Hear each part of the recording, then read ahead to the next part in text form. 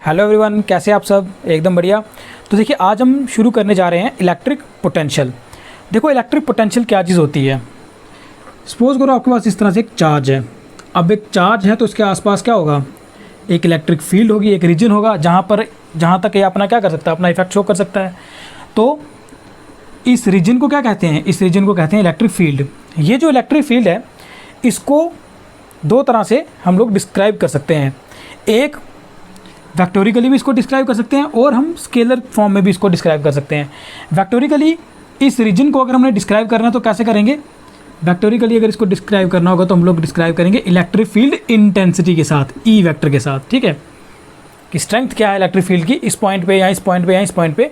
तो इस तरह से इस इलेक्ट्रिक फील्ड को हम लोग डिस्क्राइब कर सकते हैं with the vector quantity which is known as electric field intensity, that is the strength of electric field.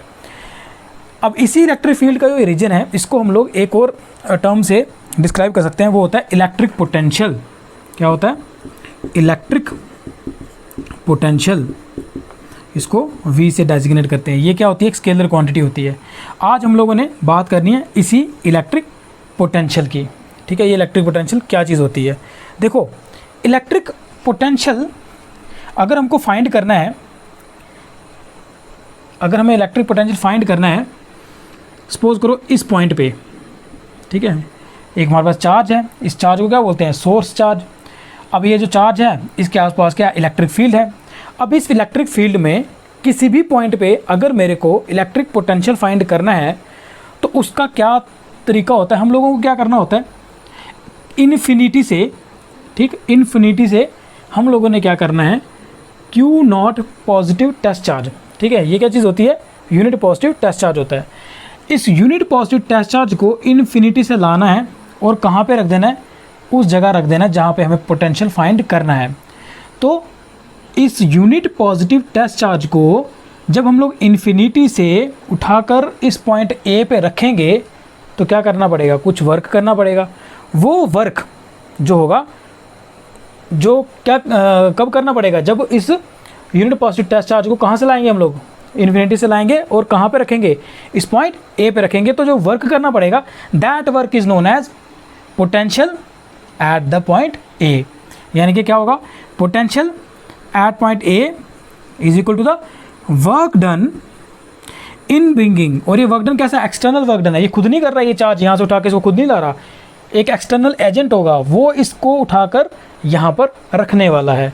तो ये वर्क डन भी कैसा है? एक्सटर्नल वर्क डन है। ठीक है, तो potential at point A should be equal to the work done, that is the external work done in bringing unit positive test charge from, कहाँ से लाया? Infinity to the point A.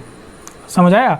यानी कि potential at point ए किसके बराबर होगा? Potential at point ए होगा the potential at point A. Definition भी है, इसको लिख भी लो, नोट भी कर लो कॉपी पे। The potential at point A it may be defined as the external work done, ठीक है, external work done in bringing the charge Q naught और unit positive test charge from infinity to the point A। तो जिस भी point पे हमको क्या करना है, हमको इलेक्ट्रिक पोटेंशियल फाइंड करना है, तो उस पॉइंट पे हमको क्या करना है? उस पॉइंट पे हमें unit positive test charge infinity से उठाकर वहाँ पे रखना है। तो ऐसा करने पर जो वर्क डन आएगा, that work done per unit या charge is known as, that work done per unit charge is known as potential at that point. Clear? समझ आ गया अच्छे से? देखो, इसमें हमको एक टर्म और पढ़नी होती है और वो है पोटेंशियल डिफरेंस। Potential difference. अब पोटेंशियल डिफरेंस क्या चीज़ होती है, थोड़ा उस पर बात हम लोग कर लेते हैं। सपोज करो इस तरह से मेरे पास एक चार्ज क्या है, Q है। ये हमारे पास एक सोर्स चार्ज है। तो हम लोगों ने पहले स्टडी किया हुआ है इलेक्ट्रिक फील्ड इंटेंसिटी के बारे में। तो इलेक्ट्रिक फील्ड इंटेंसिटी याद है आपको? E is inversely proportional to R square. इसका क्या मतलब है? इसका मतलब ये हुआ कि अगर मैं यहाँ पे एक पॉइंट ले लूँ A, यहाँ पे पॉइंट ले लूँ B, तो क्या होगा? इस पॉइंट A पे जो इलेक्ट्रिक फील्ड इंटेंसिटी होनी है वो अलग होनी है, इस पॉइंट पे इलेक्ट्रिक फील्ड इंटेंसिटी अलग होनी है, क्योंकि the distance from the charge is different at both the points. ठीक है, तो इसीलिए ई ए की वैल्यू अलग, ई बी की वैल्यू अलग।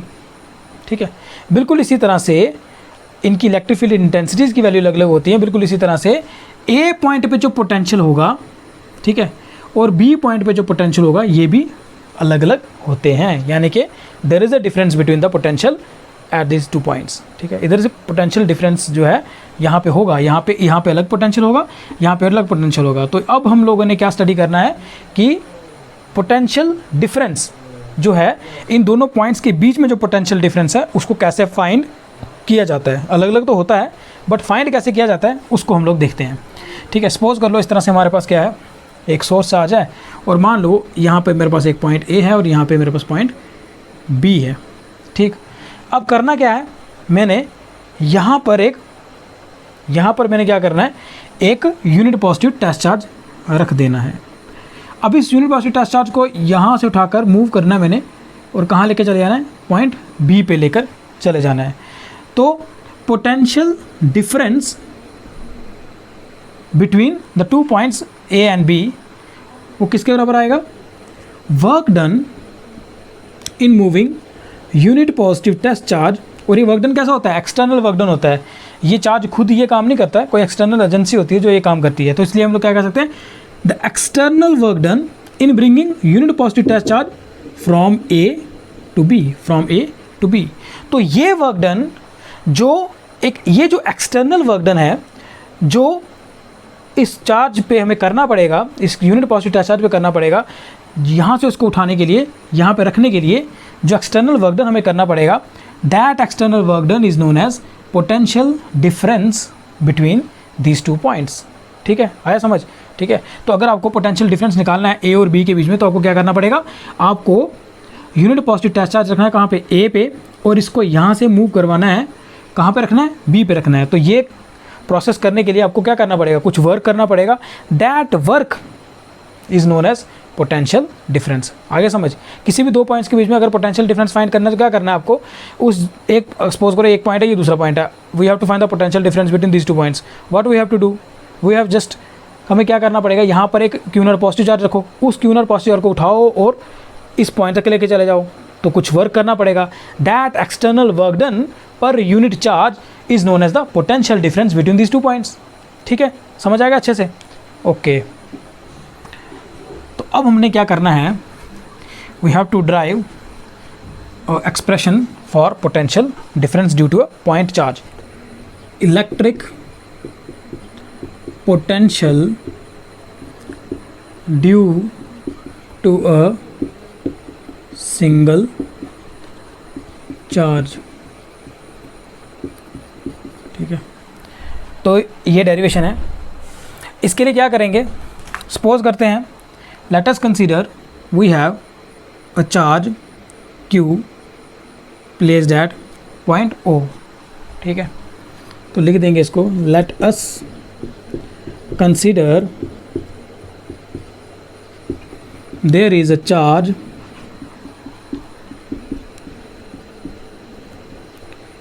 Q, और कहाँ पे है ये, प्लेस्ड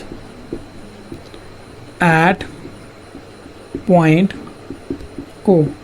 हमने सपोज कर लिया हमारे पास एक चार्ज है Q जो कि कहाँ पे है, इस पॉइंट O पे है। चलो सपोज कर लेते हैं कि पॉइंट A पे, इस पॉइंट A पे हमको इलेक्ट्रिक पोटेंशियल जो है वो फाइंड करना है। ठीक है, सपोज कर लेते हैं कि ये जो पॉइंट A है, at a distance R from O, here we have to find the potential। ठीक है, तो let A be a point at a distance R from the source charge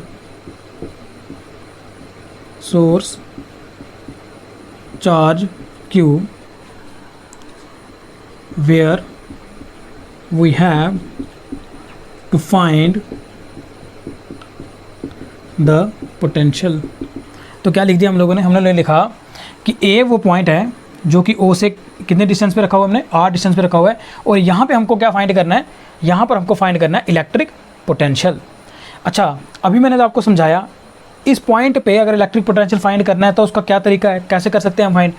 हमें करना क्या पड़ेगा, हमें इन्फिनिटी से यूनिट पॉजिटिव टेस्ट चार्ज लेके आना पड़ेगा और इस पॉइंट ए पे रखना पड़ेगा। ठीक है।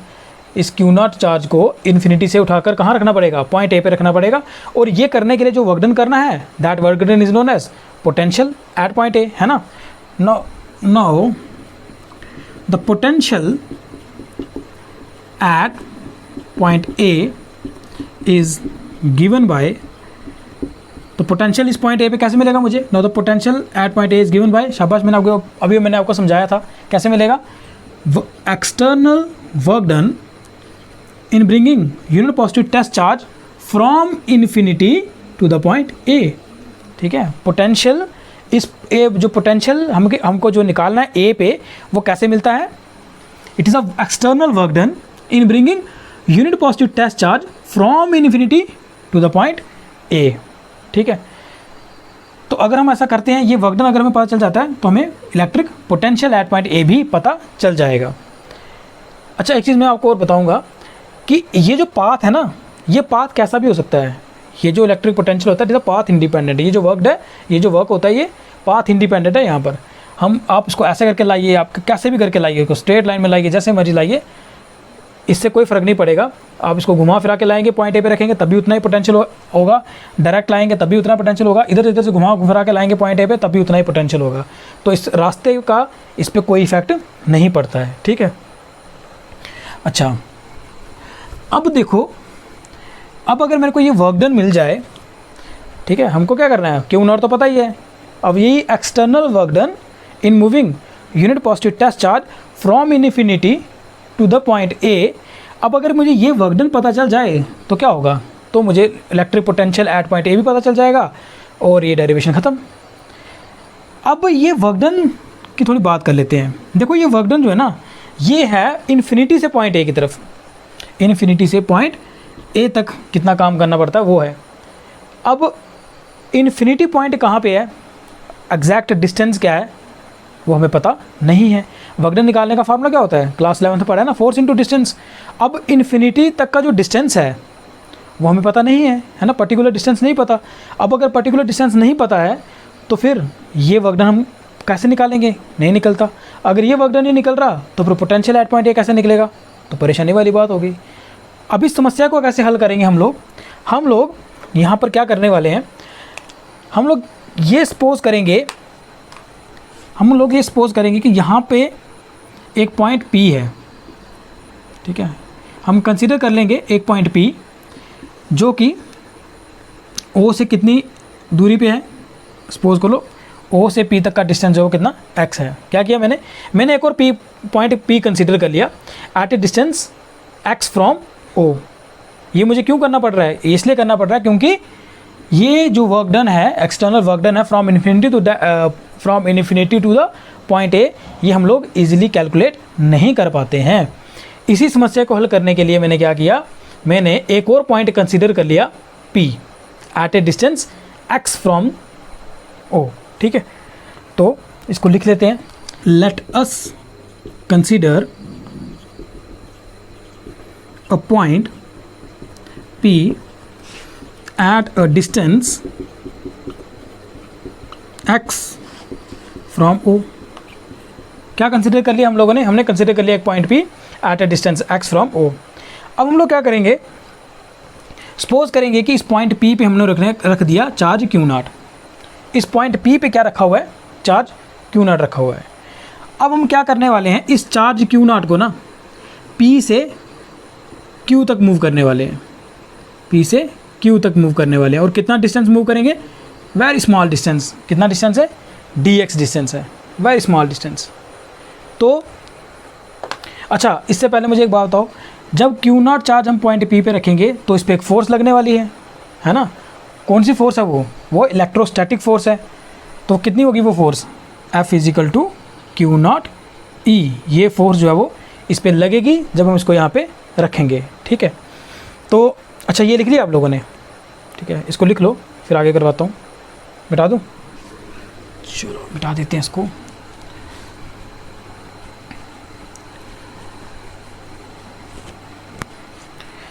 तो देखो, इस पॉइंट P पे हमने क्या रखा, Q नॉट चार्ज रखा। अभी इस Q नॉट पे क्या हो रहा है, एक फोर्स लग रही है। वो फोर्स कौन सी है, Q नॉट E है, ठीक है। अब हमने क्या करना है, नाउ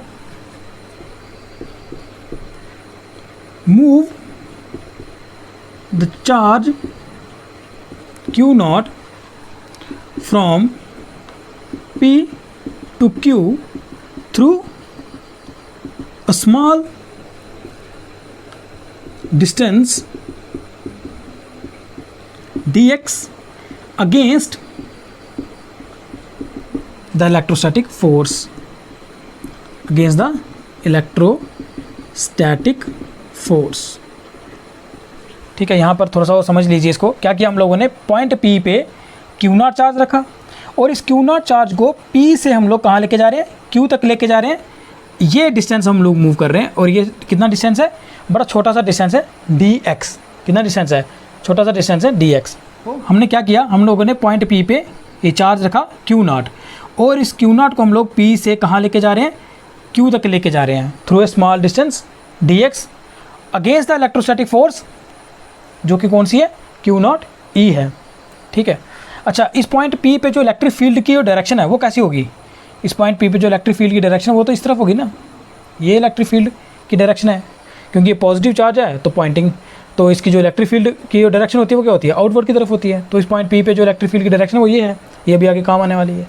ठीक है, तो अगर आप यहाँ पर छोटा सा डिस्टेंस मूव करोगे P to Q तो जो वर्क डन आएगा वो भी कितना आएगा, छोटा सा वर्क डन आएगा। तो इसलिए वो छोटा सा वर्क डन किसके बराबर आएगा, dW equal to force into distance.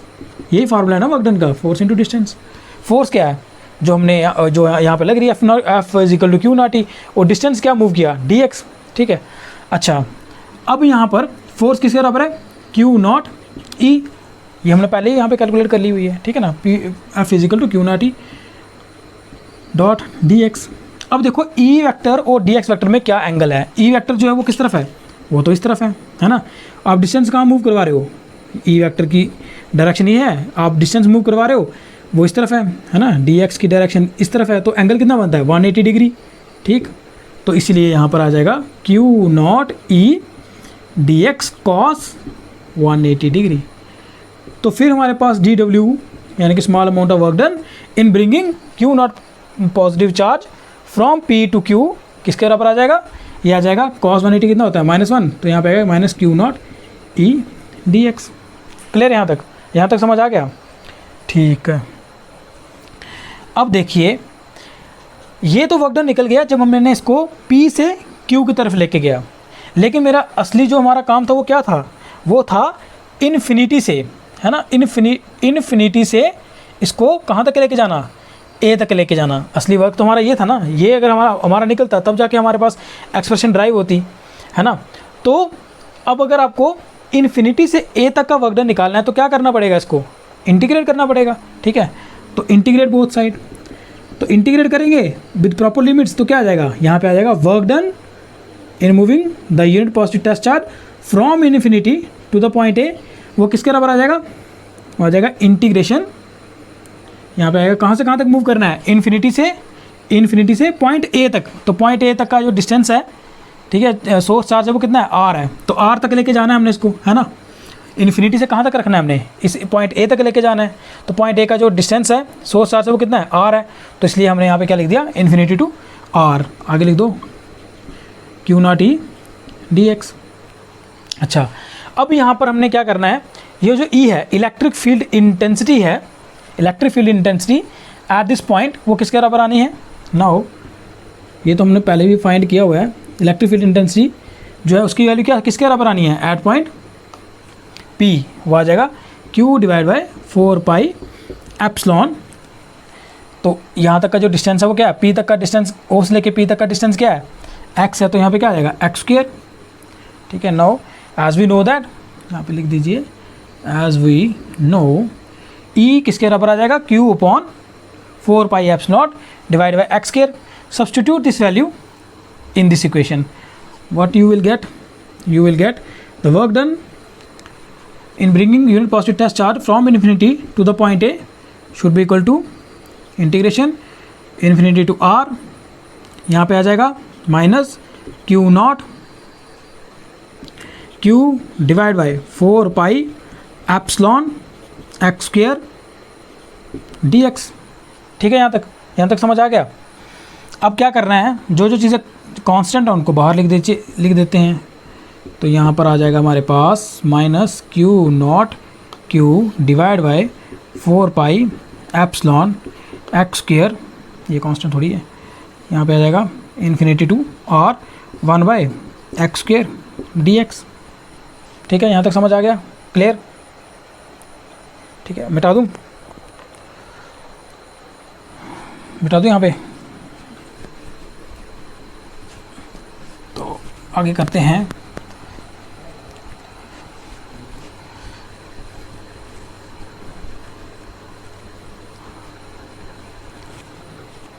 तो क्या आया था हमारे पास, work done in moving the unit positive charge from infinity to point A equal to q upon q into q naught 4 pi epsilon infinity to r 1 by x square d x.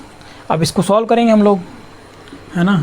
Q naught divide by 4 pi epsilon, तो इसका क्या answer आ जाएगा, x power -2 + 1 divide by -2 + 1। 11th class में पढ़ा था ना integration को, काफ़ी इजी होता है। अच्छा, यहाँ पे माइनस भी था। अब यहाँ पे क्या आ जाएगा, ये आ जाएगा minus q naught divide by 4 pi epsilon, ये आ जाएगा हमारे पास माइनस माइनस यहाँ पे प्लस बन गया, ये आ गया 1/x infinity to R. Now just substitute upper limit and lower limit, तो क्या आ जाएगा, Q naught divide by 4 pi epsilon, पहले अपर लिमिट सब्स्टिट्यूट करेंगे तो क्या आ जाएगा 1/r माइनस 1/इन्फिनिटी। ठीक है, अब देखो यहाँ पर 1/इन्फिनिटी क्या आ जाएगा, ये तो 0 बन गया, तो इसीलिए हमारे पास यहाँ पे आ जाएगा work done in bringing unit positive test charge from infinity to point A is equal to Q naught divide by 4 pi epsilon 1/r। ये आ गया हमारे पास वर्क डन। और मुझे बताओ, अभी मैं जो पहले मैंने क्या लिखा था, potential at point A find करने का क्या तरीका था, potential at A is equal to work done in moving unit positive test charge from infinity to point A, है ना, यही था ना। Potential at point A is equal to work done in moving unit positive test charge from infinity to the point A. Now substitute this value, then we will get V A is equal to Q naught divide by 4 pi epsilon 1/r, यहाँ पे क्या आएगा, divide by Q naught cancel, तो आपके पास finally आ जाएगा V A is equal to Q divide by 4 pi epsilon R. तो ये आ गया मेरे पास फाइनल इसका आंसर। ठीक है, तो क्या आ गया हमारे पास, पोटेंशियल आ गया V A is equal to Q divide by 4 pi epsilon R. तो ये आ गया मेरे पास फाइनल इसका आंसर।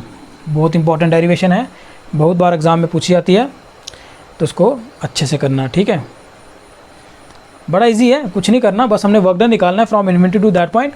यहाँ पे बस इसको थोड़ा इंटीग्रेशन करनी है, सिंपल सी इंटीग्रेशन है, कोई ज़्यादा टफ नहीं है। एंड जब आपको ये मिल जाता है work done, then potential at point A का आपको तो पता ही है कैसे निकालते हैं, उसी को यूज़ कर लेना है। Work done in bringing unit positive test charge from infinity to that point, ये वर्क डन हम लोगों ने निकाल लिया, उसकी वैल्यू डाल दी और क्यू नॉट से डिवाइड कर दिया, तो आपको फाइनली ये एक्सप्रेशन आपको मिल जाती है। तो ये है potential at point A. Clear, आगे समझ अच्छे से? ओके, मिटा दूँ? ठीक है, तो अब हम लोग करते हैं potential at a point due to group of charge. Potential at a point due to group of charge. पहले हमारे पास एक चार्ज था, अब हमारा ग्रुप ऑफ चार्ज होगा, और अब देखेंगे हम लोग उस ग्रुप ऑफ चार्ज की वजह से पोटेंशियल जो है वो क्या होता है। ठीक है, तो सपोज कर लेते हैं, क्या सपोज कर लेते हैं कि हमारे पास ढेर सारे चार्ज हैं, Q1 Q2 Q3, ऐसे करते करते Qn, तो ढेर सारे हमारे पास चार्ज हैं। ठीक है, let us consider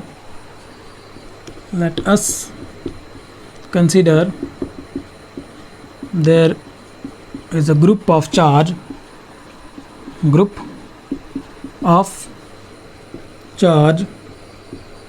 Q1 Q2 Q3 इस तरह से Qn।